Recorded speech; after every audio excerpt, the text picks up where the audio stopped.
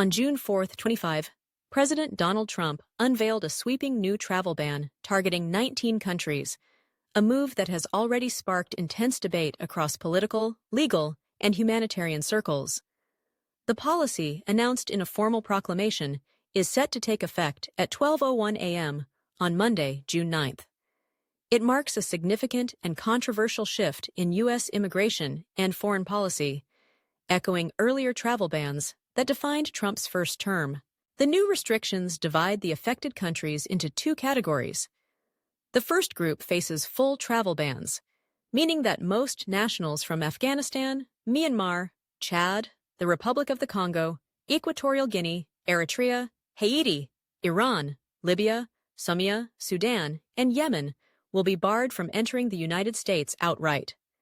The second group, comprising Burundi, Cuba, Laos, Sierra Leone, Togo, Turkmenistan, and Venezuela, will see partial restrictions.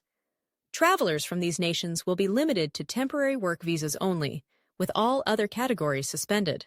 The administration has justified these measures by emphasizing national security and concerns over high rates of visa overstays. President Trump cited a recent terror attack in Boulder, Colorado, allegedly perpetrated by an Egyptian national who had overstayed his U.S. visa. While Egypt itself is not included in the list of banned countries, the incident served as a catalyst for the administration's renewed focus on what it describes as immigration loopholes and weaknesses in international vetting processes. In his remarks, President Trump asserted that these steps are necessary to keep Americans safe, arguing that the countries targeted either lack reliable government vetting capabilities or have historically high rates of immigration violations. The president also pointed to challenges in law enforcement and intelligence sharing with these nations, painting the ban as a matter of urgent national security. The announcement has generated swift and passionate responses from across the political spectrum. Supporters of the policy praise it as a strong stance on border control, arguing that it is the government's duty to prioritize the safety of its citizens. They point to the risk of terrorism and the burden of visa overstays as pressing concerns that require decisive action. However, critics have been equally vocal. Immigration advocates and civil rights organizations argue that the ban unfairly targets vulnerable populations, especially those fleeing conflict or persecution. The inclusion of Afghanistan has drawn particular criticism, given the country's unstable situation and the ongoing threats faced by individuals who aided U.S. forces during 2 decades of war.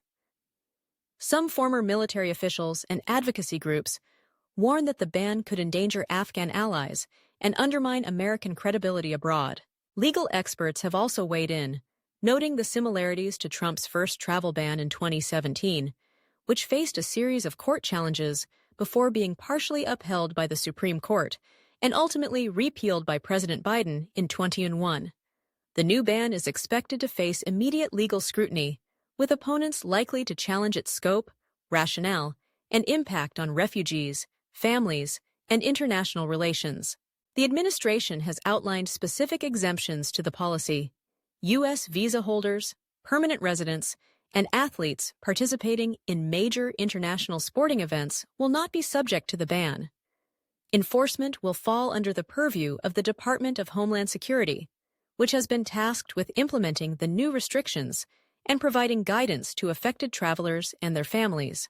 As the effective date approaches, thousands of people around the world are left in limbo, uncertain about their ability to travel, reunite with family, or pursue educational and economic opportunities in the United States.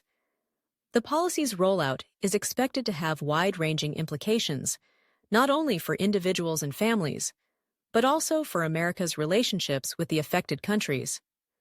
As legal battles loom and public debate intensifies, the nation once again finds itself at the crossroads of security, immigration, and the values that define its global identity.